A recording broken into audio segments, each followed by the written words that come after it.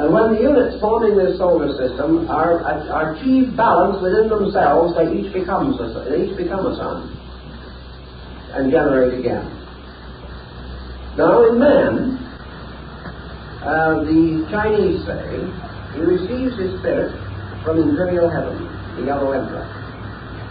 He receives his body from the Great Mother. He brings these two, spirit and matter, into equilibrium and produces a sun, S-U-N. And this sun is the soul. And the soul is therefore composed of gold. Not physical gold, but the same kind of gold that is always created by equilibrium. The moment equilibrium is created in the alchemical mysticism, the gold within a thing is caused to be released. Because wherever there is gold, there is a potential equilibrium. And as I think I told you on another occasion, research at Dornach in Switzerland has shown that gold, colloidal gold, is a sovereign remedy for ailments of the heart. Heart, sun, gold, soul.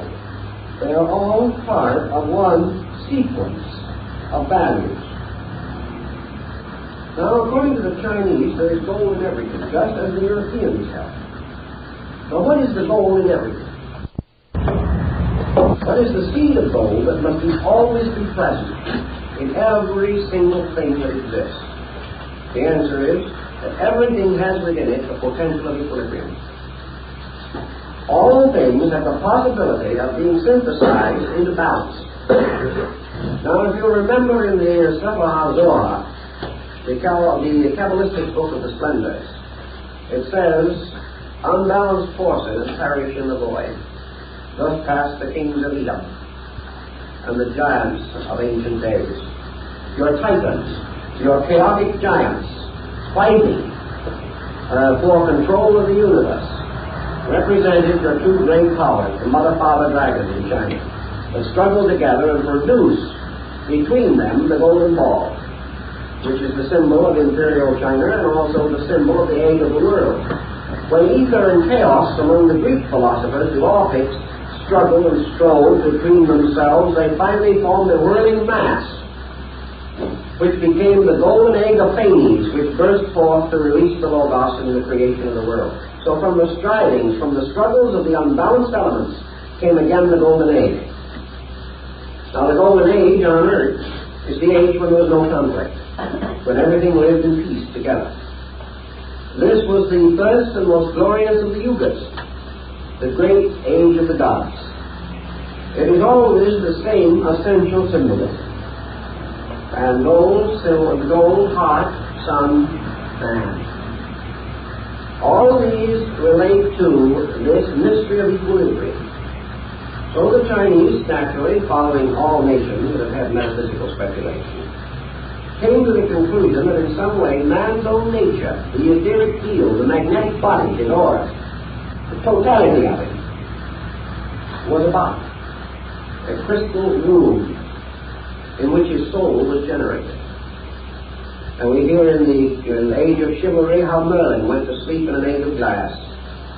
We hear how the Hermetic homunculus is created in a womb of glass.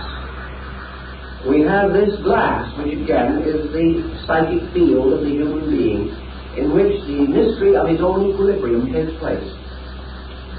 This mystery of equilibrium is represented in the Chinese by the yang-yin combination. The circle with the twisted form in it, which forms half black and half white content of the circle, but the two parts do not divide the circle evenly, but have that effect which we now recognize in connection with one of our large radio companies, which uses this yin-yang symbol. And also, I believe it was used for a number of years as a symbol by the technographs. It is a symbol of the two half spheres, but they're in motion, so that the hemispheres appear like two sperms or two living creatures, sometimes each one with a dot or eye in it. Occasionally, this field is divided into three twisting sperms, and is often surrounded by the Huangpo and the various emblems, the trigrams and the hexagrams of the Chinese I Ching or classical changes. But this motion of Tao in all things is released by equilibrium. So we have the problem of bringing the human being to equilibrium. And to achieve this end, we must bring about that which is supposedly impossible. Because alchemy begins by assuming that the first experiment means the accomplishment of the impossible. And that impossible, as we mentioned in one of the other talks, is to make fire burn in water and water support the flame. It means that we have to achieve the absolute unification of two utterly divided factors. In alchemy, they say, well, it is done because heaven and earth are man and woman. And man and woman unite and produce the sun. They produce fighting.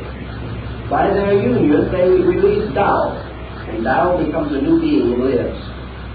Therefore, the absolute polarities can come together and do a generation, both physical and spiritual, is under the same rule. But in the problem of man's achievement of the soul, he has a spiritual seed, a spiritual profundity, a mystery that is completely free in space, the unicorn that can only be captured when the virgin ties her scarf to his horn. This absolute motion must therefore come into absolute reconciliation with that which is absolute stasis. That which is immovable must meld with that which is ultimate and eternal motion. Spirit and matter, good and bad, life and death, dimensions, up and down, in and out, must all come to an absolute neutrality. So how is this to be accomplished? There's only one possible way in which it can be accomplished, and that is by an art which is capable of dominating and perfecting the work of nature. To achieve this art, then, in the case of man, the hermetic adept must appear. The mystery must be solved through the recognition of the formula of the complete transmutation. Now, in the Chinese philosophy, this formula is stated somewhat differently from the way that it is stated in Europe. And this formula in Chinese philosophy is something like this. The human being has an inside and outside. These are his opposites. Halfway between the inside and the outside is a focal point, which he calls self. Therefore, self, or ego, is a movable point somewhere within the chemical field of the mingling of internal and external. Self is sustained from the outside by the sensory perceptions which are constantly contributing to its existence.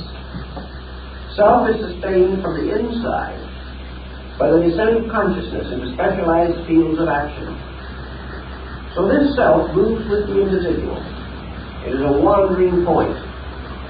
When I look at something, I move myself into that thing. I stand in front of a picture and I enjoy it very much. Myself has gone out enjoying the picture. After looking at it for a few minutes, I get tired of that and I think of myself again, and it goes into my pocketbook perhaps and stays there for a little while to make sure that everything is safe and sound. Then after a few minutes more, it has another little bit of vagary bestowed upon it. It travels elsewhere. It travels off into something I want to do. I want a vacation next summer, so it goes off and joins the pine trees up in the mountains somewhere while I look at it.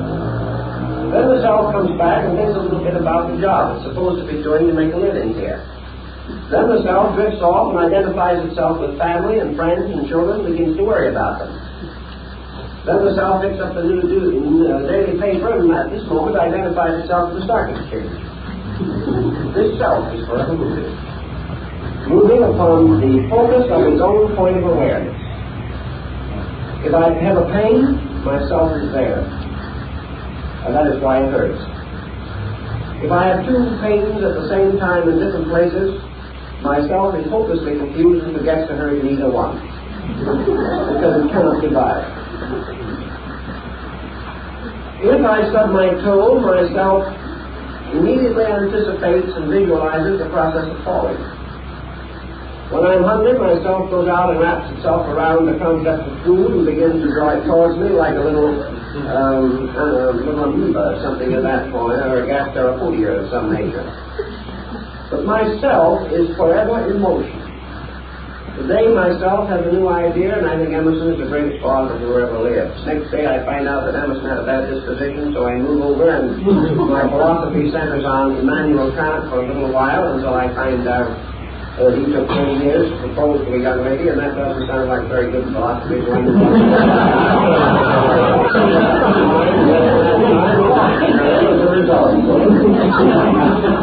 about it, myself moves around.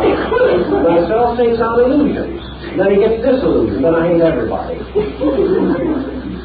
I hate everybody but myself. Because I will never accept responsibility for what I do if I can possibly avoid it or shift it anywhere else.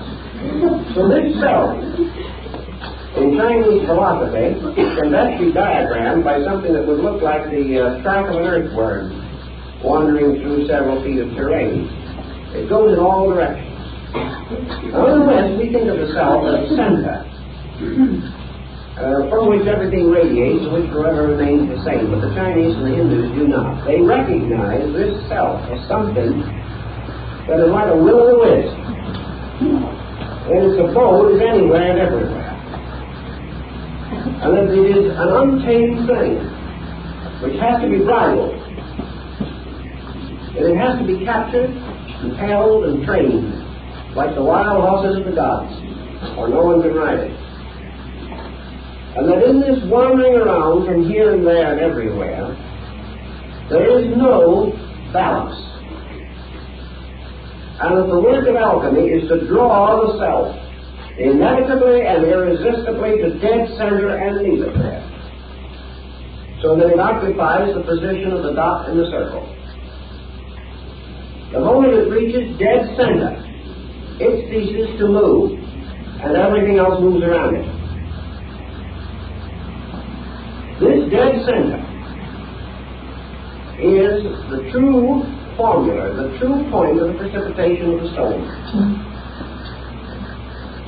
Now, how to get this to dead center involves practically every system of philosophy that we know.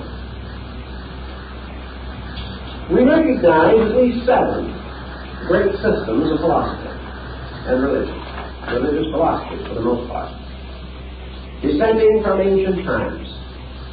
These, each of them, corresponds to the talisman or figure of one of the 7 planets. For the 7 religions and philosophies radiate the truth just as the 7 planets reflect the light of the sun. Therefore, the religions of the world are a series of formulas, of metals, which are involved in this transmutation. And whether we like to believe it or not, the essential principles of all these 7 must be used to project the stone, because all these elements must release the diamond core which is in them.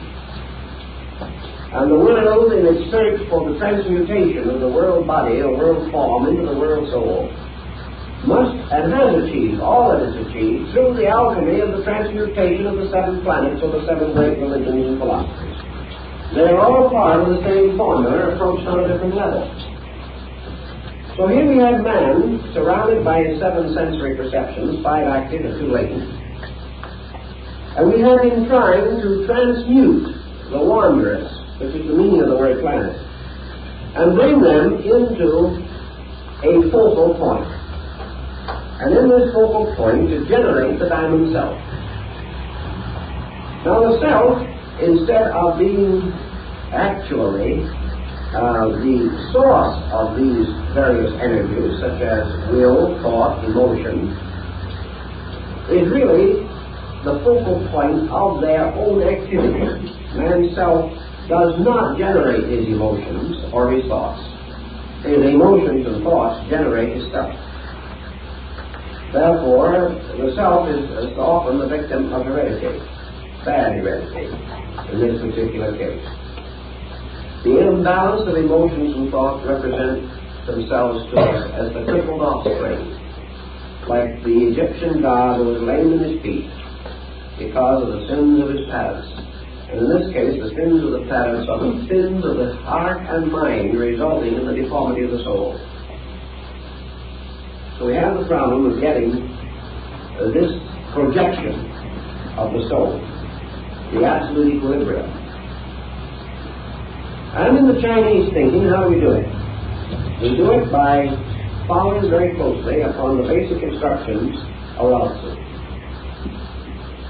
Inasmuch as the Chinese insist that this wanderer, the centralizing self which is never centered, is forced out of center, that it wanders because it has to, and not because it wants to. It wanders because it is the victim of the intensities of the emotions and the thoughts.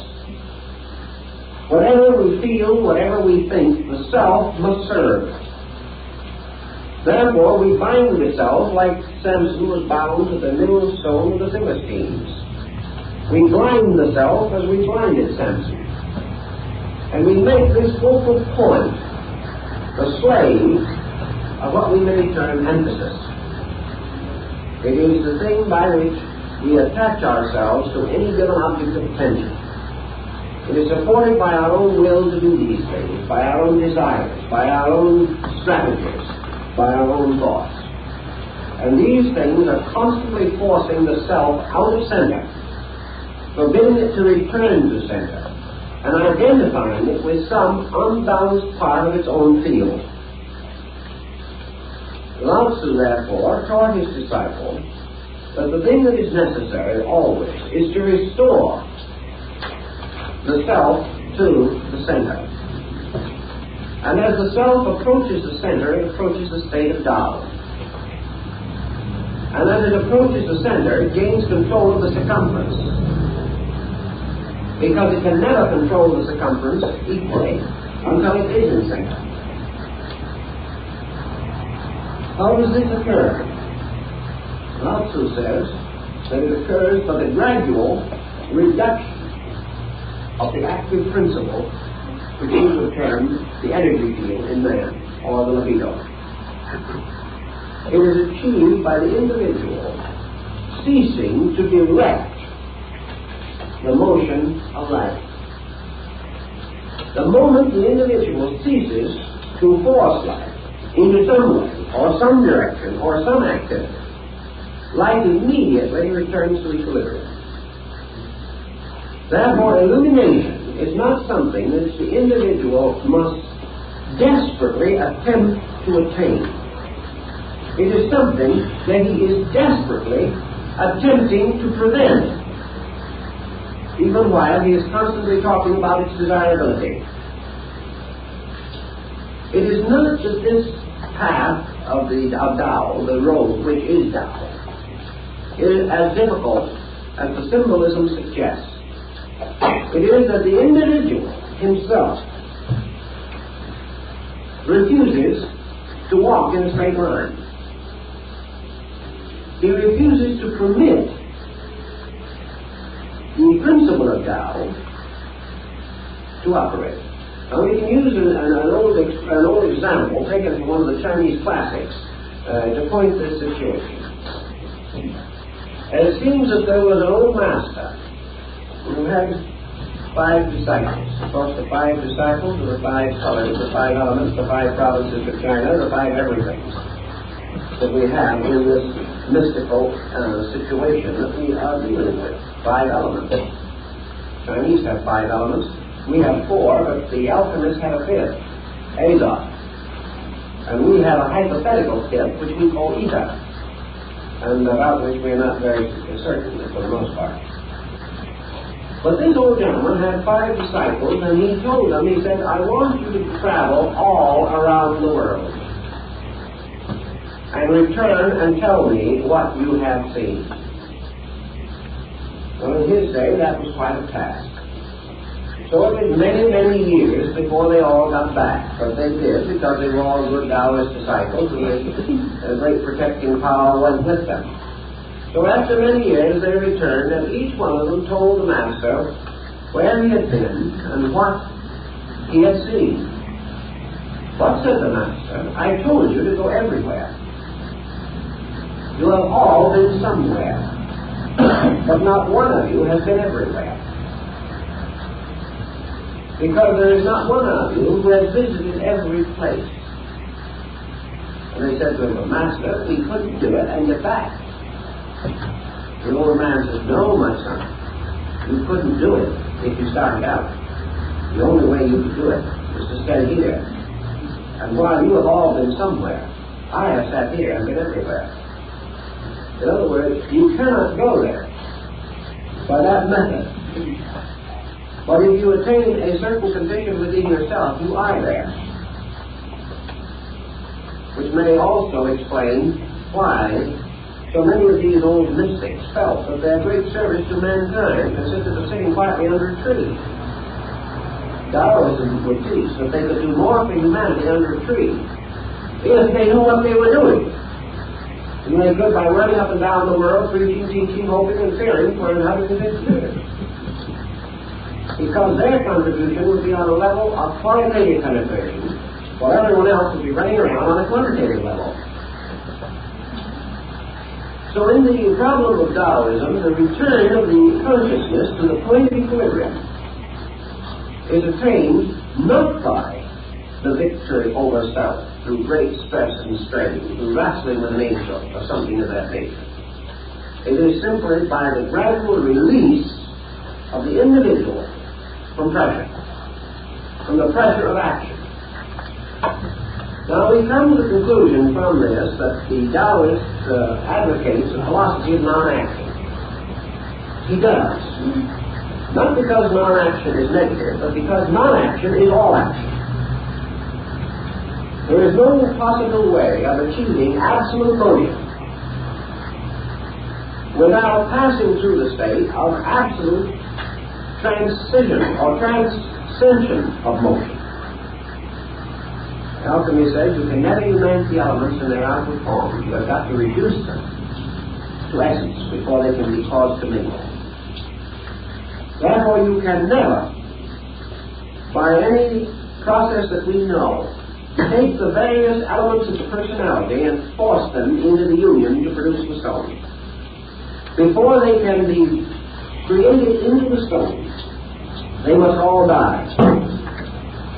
Paul says, unless the seed dies, it shall not live again. And Taoism says that unless action dies, the individual can never achieve absolute action. Can never achieve absolute motion, or the complete motion of Tao.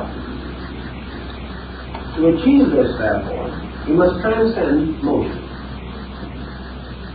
And in so doing, he attains absolute motion. And there is an analogy which he gives of the axis of the wheel and the rim. And that actually, the axis is the only point in the entire wheel that has achieved absolute motion, although the rim is moving there more rapidly. The axis is the only part that is in absolute equilibrium. So Taoism is absolute equilibrium. And in the attainment of it, by the reduction of spirit and matter to their basic elements, to their basic principles, by the complete separation of them from action and inaction as we know it, they precipitate the motion of Tao, which is absolute action. And this is the absolute stone. This is absolute life and absolute immortality and the universal medicine and the absolute source of wealth. Because all these things depend entirely upon the individual achieving absolute balance within his own consciousness. When he achieves that balance, he then generates, he then achieves the creation of the crystal monstrous. Because out of that balance, the union of spirit and matter within himself is born his own psychic system, his own psychic nature. And he becomes a living soul with a spiritual core and a new transcendent nature or transcendent being, as the Chinese call it, within himself. This being is like the Taoist genii. It goes everywhere. It rides on the unicorn. It rides on the dragon. It is absolutely free from fetter and bond. It achieves everything by becoming completely free of everything. It is the only free spirit in space. And it is the only thing that cannot die. Because death is always unbalanced and conflict. And if these two cease, there can be no death. So the diamond soul of Northern Buddhism, which supports the world, Vajrasattva, is the same thing, the same principle again. Buddhism has the same essential symbolism in the tremendous dynamic inaction of its religious art. The majority of your Buddhist figures sit serenely upon the blossoms of a lotus, their eyes half closed, in complete posture of repose. Symbol of transcendent action.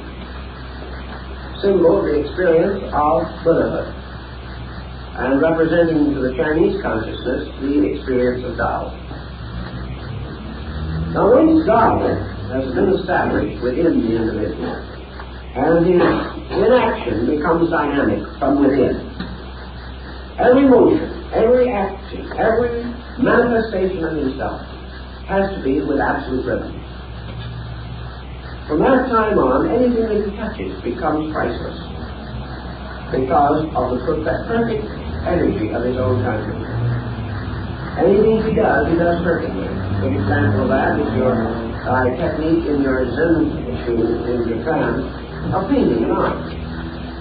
When the Buddhist or other religious artist decides to paint a religious painting, he doesn't get a model. He doesn't start in making sketches. He doesn't go through any of the procedure of the Western artist who may do almost anything from chewing his pencils up and down. The first thing that he does before he paints a religious subject is to realize the free subject must be released. It must express itself from within himself. Therefore, he begins by meditation. He stretches his silk where he is going to use it. He sits down quietly in front of it and enters into an inner experience of life. As he gradually releases from his own consciousness, his own understanding of the thing he wants to paint, moving it from within his own internal completely, he gradually visualizes onto this piece of silk the complete picture that he intends to paint. He does so without any effort, without any strenuosity, without any question as to whether it is going to be right or wrong. He simply permits it to visually unfold, projecting his own internal contemplation and his own visual power as though it was a magic lantern, casting a reflection of a picture right onto this piece of silk. And in some instances, it's been known that the artist would sit and look at the piece of silk and meditate upon it for 2 or 3 years without taking so much as a piece of crayon or an ink slab in his hand at all. Then, having completed from within himself the full projection of his artistry, he suddenly takes his little brush, takes his little ink slabs, and in 10 minutes the painting is finished. As one artist said, it took him 10 years and 10 minutes to make a painting. Everyone thought he worked on it for a long time. He worked for the 10 minutes, and he grew for the 10 years. And the combination was a great work of art. This is the motion from within. This is the idea that the Chinese tries to express in Tao. That it is the Tao, or universal rhythm, coming out and finally possessing the individual that makes it possible for him with an infallible stroke of his brush, which never needs to be corrected. In Chinese art, you never change a line and you never correct one. It has to all exist within your consciousness, and even your hand has to be so accurate and so completely possessed by the picture that many Chinese artists, when the time comes to paint it with their eyes closed and never have to change a line. They have visualized this thing, their hands have actually visualized. The great Shingon monk in Japan, Kobodaichi, had such tremendous concentration of power in this particular situation that he placed a brush between each finger of both hands, remained in meditation until he had completed the concept of his picture, dipped the brushes this way into 10 different slabs, each one with a different shade, and with his eyes closed, painted the picture with 10 brushes at one time, because there was absolute concentration within his own consciousness. Now this is the stone, as far as China is concerned, this terrific power. This man can never need anything in this world, because his own incredible internal can sustain him through anything. In India, a holy man going through the forest is seldom molested by an animal, simply because his consciousness will not permit it. In the Eastern Chinese concept, the entire projection of this from within self is so tremendous that it corresponds with what the Western alchemist calls projection. He uses the term in European alchemy. That he is able to release the stone, release the dynamic, release the universal medicine through himself. There is also a story in China of a great artist priest who was called to tend to a man who was sick. And after he had sat and watched the sick man for some time, this monk asked for a piece of silk. It was set before the sick man on a little frame such as they use for painting. And after watching the sick man for a certain time, the monk reached over, dropped his brush into the ink slab, raised the brush and made a peculiar line on the silk, just one line. The sick man got well, because the monk had captured the peculiar rhythm that was broken. And as the eyes of the sick man followed the rhythm of the line, it restored him internally.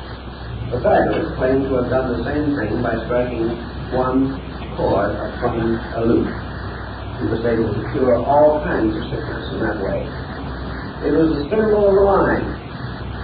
Now in Japan, also among the Zen Jews, you will find the fable or legend of the monk entering into meditation of the most profound nature. And in his meditation he drew a door on a piece of silk. He sat and watched it, and according to the story, visualized that door. Finally, he got up, opened it, and went through the silk into Nirvana. Never returned. Now, these things are no more remarkable than the idea that Roger Bacon was able to pay for the Crusades by artificial gold that he manufactured in the Tower of London. They're all parts of this story. A story which has been ridiculed because of its outward appearance being sheer fantasy. For the story which has to do with the entire internal life of the human being.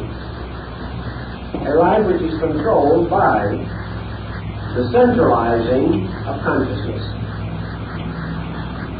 Daruma, the patriarch of Zen, had an episode in his life that is a little reminiscent of the story we find in the New Testament. Daruma, in meditation one day, was walking along by the side of the sea. And after he was long in his meditations, he suddenly sort of came out of this trance-like condition of ecstasy in which his mind was one with the infinite, and suddenly, to his amazement, observed that he had walked out several miles under the surface of the water. The moment he realized he was out there, he sank. But as long as his consciousness had been held in complete suspension, he didn't know it. He didn't see it. They also tell many similar stories about the power of this internal. Now once he says this power is real, that it is possible to achieve this tremendous victory over the mind by the complete integration of the luminal part of the internal nature. This constitutes not only a victory over the world, but a victory over the great cyclic laws which control the activities of the unenlightened. Buddha is said to have risen victorious over the power of the seven planets. In the same way, the alchemist, transmuting the seven souls which make up his psychic nature, and attaining complete transcendence over them, and causing them to form the diamond soul, or the great adept self, achieves complete release from any limitation conceivable to the human mind or emotions. Therefore, he is completely without stress or strain. He is without tension. He is without negation. He is without any imbalance within his own nature. Therefore, like space itself, he is immortal. This was the Chinese concept of the transmutation, and I believe that the European concept, under the symbolism, was practically identical. There is no question in the world that this symbolism moving into the Near East influenced Arabic thinking, and much of our so-called chemical speculation came to Europe from Arabia and from Iran and from other areas in that general region. These chemical and physical chemical experiments are interesting for another reason. Which came first? Was alchemy the mad mother of chemistry, as some would have us believe? Or did physical chemistry arise from man's gradual recognition of great symbolical patterns within his own psychic nature? Is chemistry one of the expressions of the soul itself, interpreting itself through the symbolism of medicine and chemistry, and to a certain degree in philosophy and mathematics, all of which are involved in this subject? I'm inclined to think that the alchemical symbolism arose out of man's own psychic recognition of these laws, and that man, attaining to a degree in sleep the relaxing from tension which he does not experience in daily living, that in sleep and dream phenomena he comes a little nearer to the threshold of this equilibrium. Sleep is probably a kind of equilibrium on a negative level. It is a kind of transcending of action. Therefore, sleep, death, initiation in the mysteries, all of these were always carried under one group of symbols. Sleep was always a symbol of death. Death was always a symbol of initiation, because it represented a transformation, a complete change of polarities. And in alchemy, the death of the metals, the death of man's seven souls, must precede the resurrection.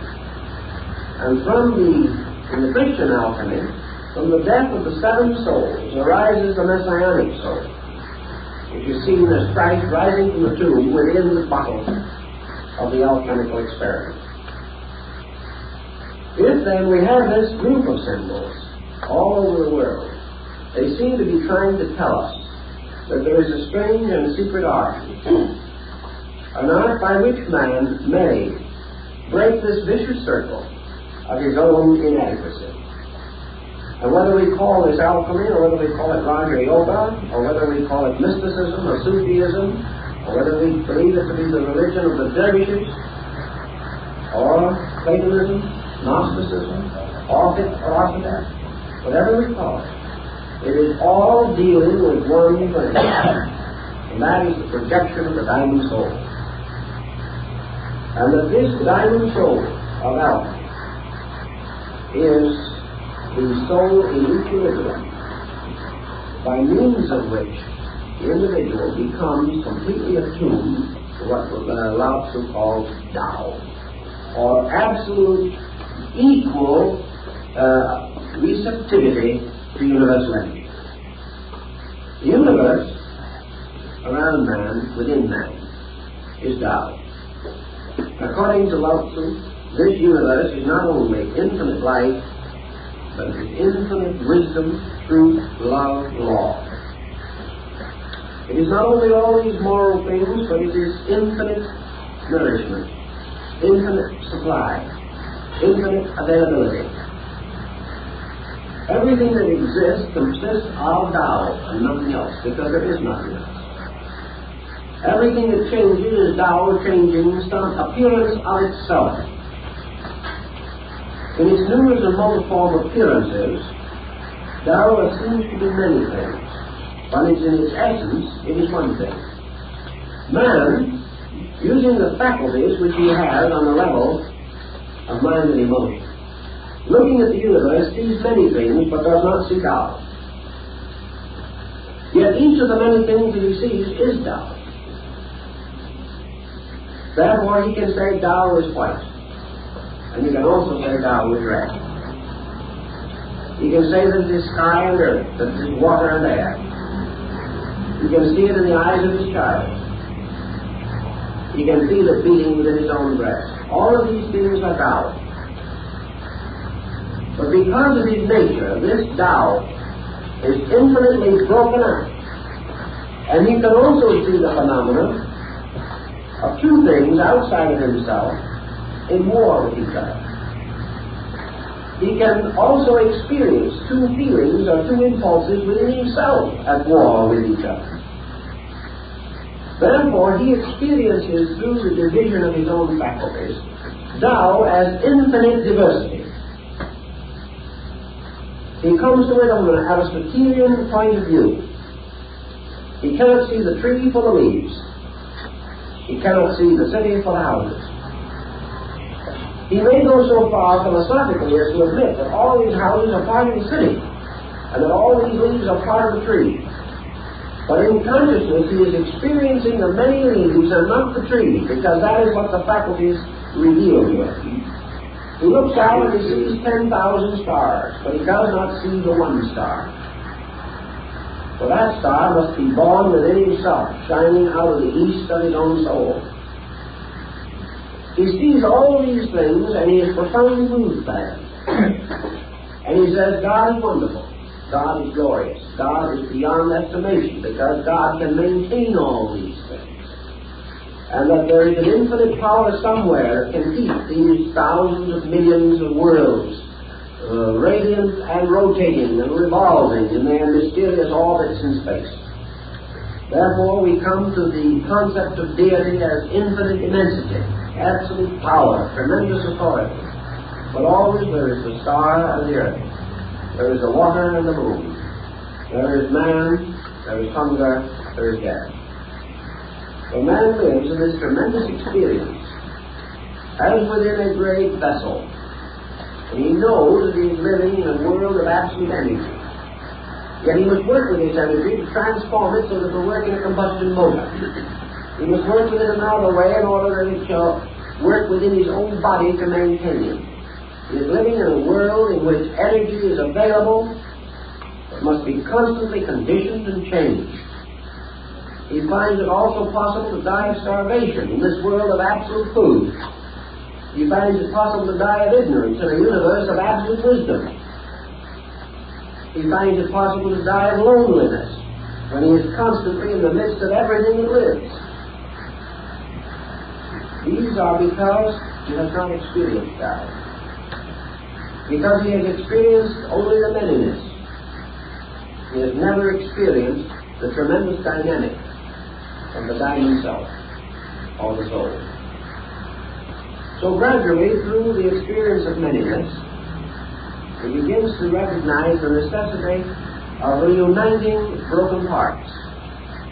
And he creates formula.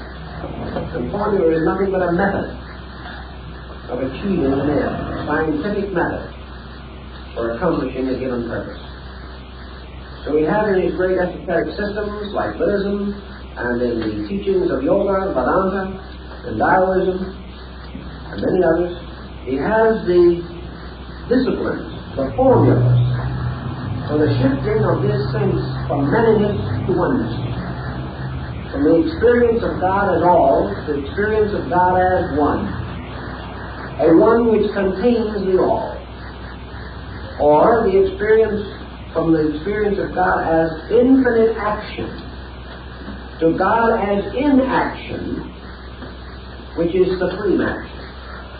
Now, our concept of action and inaction is that when action happens, we're doing things. When inaction sets in, we're not doing anything. The Chinese say that's no, that isn't it. That's because we are looking at it from our level. The truth of the matter is what we call action is the supreme inaction in space, and what we call inaction is complete action. Therefore, that the motion is not from action to inaction as positive to negative, but from action to inaction as from negative to positive. The Tao and Tao alone is positive action. Why is it positive action? Because it is the only action upon which all things depend and which in itself depends upon nothing. Everything that lives because of Tao. And yet try and find Tao. Try to find this complete suspension of action. Try to find Tao as the teacher. It will never speak. Try to find it as the friend. You can never embrace it. Try to find it as nutrition. You can never put it on a plate and eat it. Tao is infinite. Therefore, the experience of Tao is the experience of infinite. And the individual moving towards supreme action finds that absolute action is absolute experience of infinite. And all else, comparatively, is inaction. Thus, internal action is supreme and external action is comparatively unimportant. The only reason we have to run up and down is because we do not know where we are going, and would not know if we got there. Thus, when the Taoist seeks this internalization, he is bringing together all of the disunity of his own psychic chemistry. He is reintegrating the seven souls to form the great soul. And he is then transmuting all activity, first into suspension of action, and finally to release through it Tao action. He calcines or burns up or exhausts all of his own personal actions. And out of the ashes of this, by palingenesis, he causes the flower of gold to grow. Or as in China, the little peach tree of gold, upon which are the blossoms and fruit of immortality. Out of the complete calcination of all of the negative aspects of action, he releases Tao through action. Tao is the tree. In the Chinese formula, when man ceases to make mistakes, the great virtue operates. And it cannot operate until he stops making mistakes. So wisdom lies in ceasing to make mistakes. It doesn't lie in knowing all. It lies in no longer breaking laws. And then this state is reached, this state of equilibrium. Then the gold grows. The seed of the soul is quickened by the suspension of action or by the reconciliation of broken parts. And immediately it grows. Bentley gives us the same story in the Mysterium Module. The tree of the soul rising from the root of gold is nothing but Tao growing up from the seed of equilibrium in human consciousness. And when this has been achieved, this tree also carries the 12 fruits which are for the healing of the nations. It is the tree of life. It is the sacred soma plant. It is everything which is for the nourishment of all that lives. But when this tree blossoms within the human soul, then we have the wonderful tree of the metals. We have the wonderful tree that is guarded forever and guided within the secret garden of Alchemy, in which there are many drawings and figures of the ancient books. And also, in a strange way, this is the very peach tree under which Lao Tzu was born. Because it said he was born under a peach tree. Well, now everyone assumes that this is merely a little historical episode gathered from somewhere. But the tree under which he was born is the tree of immortality of the Taoist paradise. And no one seems to pay any attention to that at all. So that when he was born, they didn't name him Lao-Tzu at that time. They named him Little Peach Tree ears, because he had very large ears and was born under a peach tree. Now, why did he have very large ears? Because Taoism is a religion of very large ears and a very small mouth. Lao-Tzu lived and taught for many, many years and left only 5,000 characters behind him to summarize his entire philosophy. Taoism is not a philosophy in which you do a great deal of talking. It's a philosophy in which you are forever accepting into yourself, not giving up. But in accepting into yourself, you prepare for the release of the splendor of the sun. For once this tremendous jewel of immortality is cast within yourself, you burst into a sun. And from that time on, your rays warm and preserve all life. And you become the current of another order of life. And a new series of peach trees rise in the garden of immortality. And having achieved this, and having perfected oneself in it, according to the Taoist theories of the transcendental period, not the original period, Lao-Tzu did not have this particular concept, but it followed in his teaching. After the achievement of this adepthood, after the wonderful mystery of the soul has been perfected, then the old Taoist adept goes off to seek the land of his brothers and lives forever with those, like himself, who have made the transmutations. Now, in the Greek legends, I think we can see pretty well what happens, what it meant. For what happens when the Greeks achieved great heroism and then died? Why, the gods always picked them up and made constellations of them. They were always set in the sky, and therefore you have stars named for all the heroes and nymphs and all the wonderful beings. The crown of Semele was taken up after their death, and the chair of Andromeda was taken up, and the winged horse Pegasus went up there. Everybody became a constellation after they had made good, so to say, in whatever their problem might be. So the old Taoists, when they got through, they went up to heaven and became stars. What is the star? Just another symbol of the diamond soul. It is just another symbol of the radiant sun around which a new order of life is going to grow. Because when men cease moving around the center, they cease to be planets and become suns. When human beings cease to move around their own centers, they cease to be wanderers and they become sages. And as they become sages, they become alchemists. And sitting quietly within the mysterious nature of themselves, they take that little furnace, which is the heart, which has the warmth within it, the point of fire and light, and in this heart they accomplish the creation of the universal medicine and the wise man's stone. But in the West, we would have a lot of equipment to do that with, and they did even in the Middle Ages. Because we have never yet realized, as fully as the Asiatic has realized, how subtle these things are, and how always the symbolism is internal, regardless of the fact that we insist on building a laboratory and setting aside $50 million for the research. Then we think we're really getting things. And the Taoists would ridicule us out of face, although on the outside, being a good Taoist, you'd probably agree with us and chip in $4 to help build the laboratory. Simply because he feels that it would be quite necessary to answer the fool according to his folly. But in the alchemy itself, it is all this internal mystery of man ceasing to be a planet and becoming a sun, ceasing to be a base metal and becoming a star, ceasing to be a series of separate parts, each struggling for supremacy, and uniting these parts through their death and resurrection, that they may all become the vehicles or manifesting centers for the dissemination of Tao. For when this complete equilibrium is reached, and the silence and the mystery where all parts mingle, where the seven colors unite to restore the white light, in that center Tao moves through. And moving into manifestation transforms man. For the planet is one who is moved by the sun, but the sun is one who moves the planets. And the spiritual source moves other things and is itself unmoved.